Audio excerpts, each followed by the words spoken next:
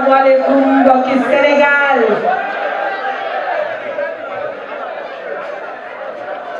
Asalaamaaleykum suñuy responsable politique ak yi nekk Thiès. Asalaamaaleykum yéen suñuy militants ak yi sympathisants de Thiès. maa ngi leen di nuyu yéen ñëpp. maa ngi leen di sant bu baax a baax a baax. maa ngi leen di gërëm. yaay booy. message bi dafa am solo. su ma sañoon dañ koy déglu bu baax a baax a baax a baax. jërëjëf. Mes chers compatriotes, chers habitants du Cayor, perle rayonnante du Cayor, terre de résistance et de bravoure, c'est avec une immense joie et un profond respect que je me tiens devant vous ce soir ici à Thiès. Thiès, ville belle, Thiès, ville rebelle et pleine de vie, carrefour d'histoire et de lutte, symbole de la force collective et de la détermination sénégalaise. En me tenant ici, au cœur de Thiès, je ressens l'écho des paroles immortelles de notre regretté Mbaye Gana Kébé, le grand Thiessois, qui a si magnifiquement capturé l'esprit de cette ville. Alors je me demande, si Thiès m'était compté, Thiès, la ville vivante et la ville vibrante, aux deux gares chargées de souvenirs. Thiès, où la célèbre fosse des syndicalistes et des cheminots symbolise un combat collectif en faveur de la dignité et du bien-être de l'homme, condamné sur la route ambiguë de la destinée. Aujourd'hui, moi, Anta Babacar, je suis ici, non pas en simple visite, mais pour une balade rigoureuse sur l'itinéraire d'une ville. Une ville qui est un véritable carrefour. Une ville qui a tant donné, non seulement au Sénégal, mais aussi à l'Afrique tout entière. Mbokki Thiès. Thiès yàgg na am nit yu baax. Kajoor yàgg na am ay jàmbaar, ay nitu jom, ay nitu ngor ak nitu kóllëre. moo tax ma ne waa Thiès dañu war a fier pour nekk ay nitu Thiès ci Lat Dior Ngoné Latyr Diop ba ci Ibrahima Sarr en 1947 avec la grève des cheminots.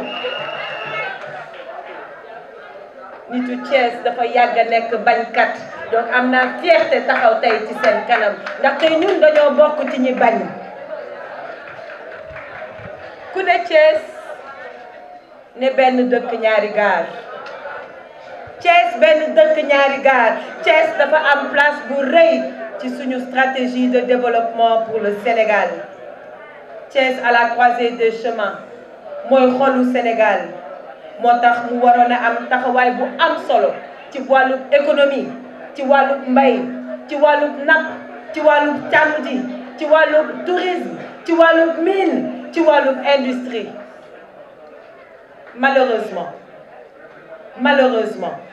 régime yi fi jaar yépp dañu xeex Thiès ak jeunesse su Thiès. naxaate lañ fi nekkee ak dige loo xamante ni duñ ko def. loolu nag xarit yi ci élection présidentielle février 2024 bii lay dakkee incha allahu rabbi. man Thiès waa Noto waa Jandeer waa Ndiar waa Thiès Nord waa Mbour bépp doomu Thiès bi toog fii man gis naa ne yéen waa Thiès pare ngeen pour la rupture. man gis naa ne yéen waa Thiès pare ngeen pour la relève. gis naa ne yéen waa Thiès pare ngeen pour le changement. jërëjëf fi may tàmbalee nag mooy delloo Thiès ci li mu waroon a doon mooy dundalaat les chemins de fer muy autorail yi yorin bu bon ak ñàkk a def investissement yi war moo tax régime bi fi nekk na saxal suñu chemin de fer bañ ko jëlee dénk ko ay mercenaires noonu lañ leen mën a woowee ñoo xam ne seen intérêt rek moo leen tax a jug foofu la raay ba téenee foofu la raay ba jugee yàqu nañ ko wax te dee waxuma rénover terre waxuma rénover raay dañ ne ñun dañuy renouveler waat tous les rails dañuy tabaxaat yokki kilomètres ba mu war a jaar fi mu war a jaar yëpp ba sénégalais yëpp war see mën a gis seen bopp en plus de Dakar Thiès Tamba Kidira muy benn beneen bi doon Dakar Thiès Saint-Louis bëgg naa yokk ci sama programme raay bu jaar Dakar Thiès Tamba ba Ziguinchor ak Dakar Thiès Podor Matam def jonction diggante Linguère ak Diourbel pour former li ñuy woowee la boucle du Nord loolu programme boobu maa ngi ko tuddee Aligoni mag ñi xam nañ li ma wax mag ñi xam ngeen li ma wax ñu koy tuddee Aligoni dinaa ko yaatal ba bépp doomi Sénégal bu bëgg a tukki mën ko def ci confort def ko tamit ci sécurité ak fépp fu mën a doon.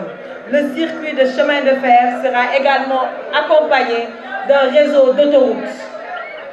mbokk yi il faut que chemin de fer dundaat il faut que Thiès kaay benn dëkk ñaari gaar dundaat sama yéene nag mooy pour Thiès duñu bàyyi dara duñu bàyyi benn domaine benn fànn muy naax saay inshallah bu ma faloo dinaa jagleel Thiès programme d'investissement bu ambitieux dinañu sokkali mbay mi jàppale baykat yi ci ay suuf yu baax ci semence ci engrais ci tracteur te nag mu ànd ak ay formation yi leen mën a accompagner ba ñuy mën a améliorer seeni rendement dinañu dooleel càmm gi aménager ay zone de pâturage dugal fi ay races génétiques yu baax bëgg naa créer des espaces de stockage yu am solo fii ci biir Thiès boole ko ak ay unité de transformation ak agro-industriel te mën naa nekk fas naa yéene yi tamit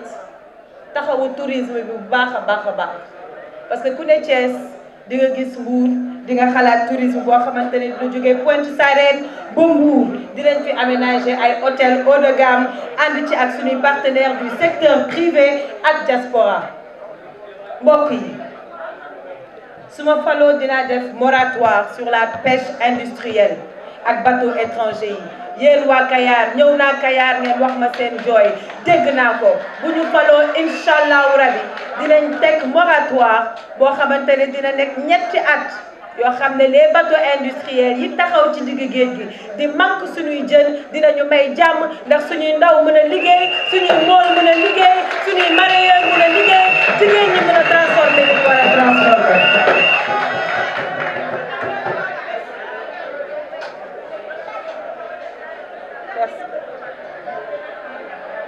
loolu dafa bokk ci li war a mën a xeex mbënn mi et encourager les jeunes parce que gis naa ne sonn nañu lool ñu koy yëg suñu biir xol dinañu xeexi tamit érosion côtière bi xew fii te jàppale vraiment toutes les personnes qui ont été impactées par cela mbokki Thiès xam ngeen ne njàng mi ak faju dafa nekk priorité ci suñu programme Thiès salaamaaleykum dama ne Thiès dinañ fi ubbi ay centre ak ay lycée de formation professionnelle yu bëri moderniser l'école polytechnique de Thiès mais créer fii ci Thiès un lycée militaire d'excellence dédié aux jeunes filles mooy le Prytanée militaire de Thiès waaw du góor ñi kese ko mën jigéen ñi tamit war nañoo mën a dugg ci armée bi merci inchallah dina créer ay centre de santé yu doy ci gox-goxaan yépp hôpital de Mbour ak hôpital de Thiès ñu liggéey ba relever ko à un niveau 3 inch'Allah rabbi.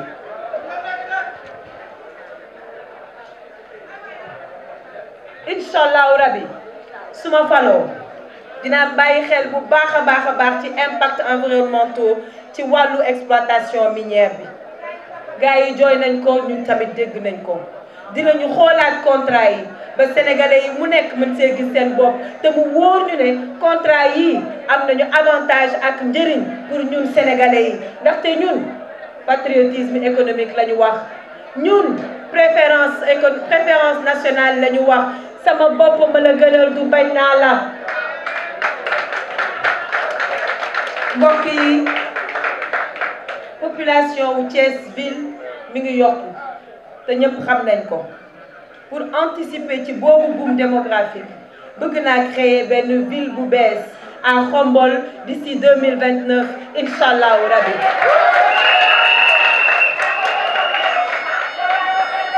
di nuyu sama yaay ji jóge Khombole di ko sant di ko gërëm tamit ci teewaayam. Mesdames et messieurs, mes chers compatriotes, en 2023, nous faisons face à une triste réalité. Un quart de siècle après l'alternative en 2000. En 2023, nous faisons face à une triste réalité. Un quart de siècle après l'alternance de 2000. Le Sénégal reste encore prisonnier d'un cycle politique stérile. Les espoirs d'un véritable changement se sont dissous dans des slogans vides, tandis que les politiciens de carrière continuent de perpétuer leurs vieilles manières, comme dans du bourok.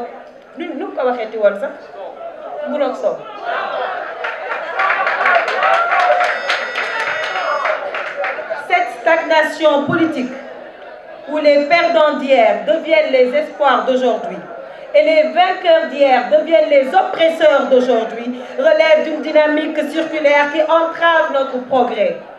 Notre pays mérite bien mieux que cette répétition incessante et indécente de chemins politiques infructueux.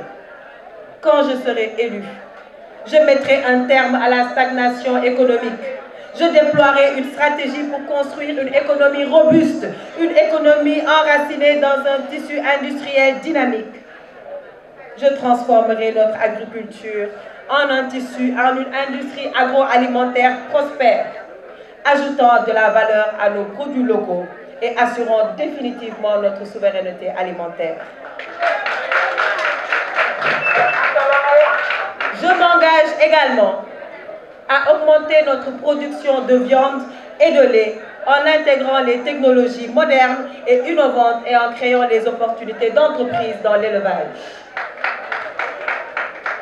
Quand je serai élu, je garantirai la souveraineté énergétique du Sénégal. Mon ambition est de développer une puissance électrique installée de 14 gigawatts d'ici 2034, en construisant des centrales électriques sur tout le territoire national. Cette initiative fera du Sénégal un pays industrialisé et autosuffisant en énergie.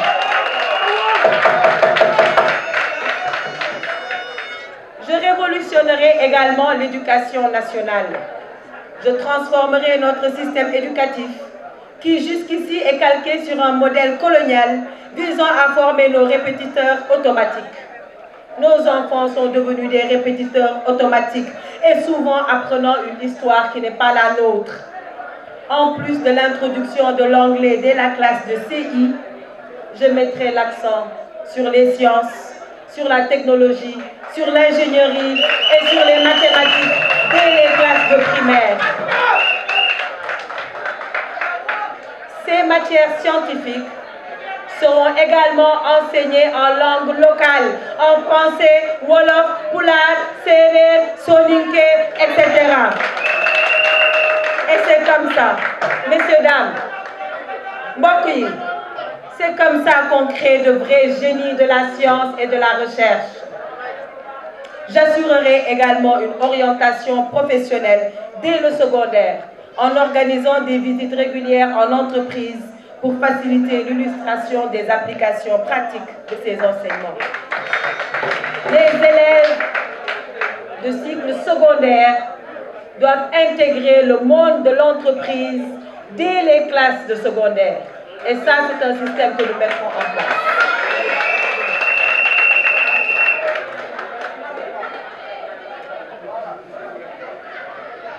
Quand je serai élue, Inch'Allah, je transformerai notre administration publique en une e-administration performante et transparente. Je m'engage à numériser, à automatiser et à évaluer notre administration pour accroître son efficacité et éradiquer définitivement la corruption avec une tolérance zéro pour la corruption. C'est fini l'ère des fonctionnaires milliardaires qui s'enrichissent sur le dos des Sénégalais. Nous encouragerons les fonctionnaires qui travaillent dignement et qui travaillent honnêtement pour gagner leur vie. Quand je serai élue, je ne me contenterai pas seulement de créer des emplois. Je générerai des entrepreneurs, je boosterai les start-upers et créerai des champions nationaux. Je veillerai à créer un environnement propice à la création d'entreprises, libérant ainsi tout le potentiel entrepreneurial de notre génération. Je m'engage aussi et surtout à réduire les inégalités sociales. Je mettrai en place des politiques de renforcement des droits humains qui garantiront l'égalité des chances ainsi que la justice pour tous sans distinction de rang social ou d'appartenance politique.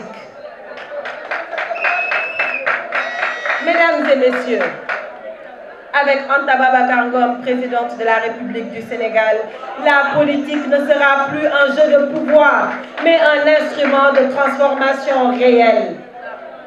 Elle redeviendra le vrai vecteur pour ceux qui portent le Sénégal et l'Afrique dans le cœur, ceux qui ont le Sénégal et l'Afrique dans la peau, et qui vivent et qui respirent le panafricanisme, et qui veulent honnêtement et dignement travailler pour leur peuple.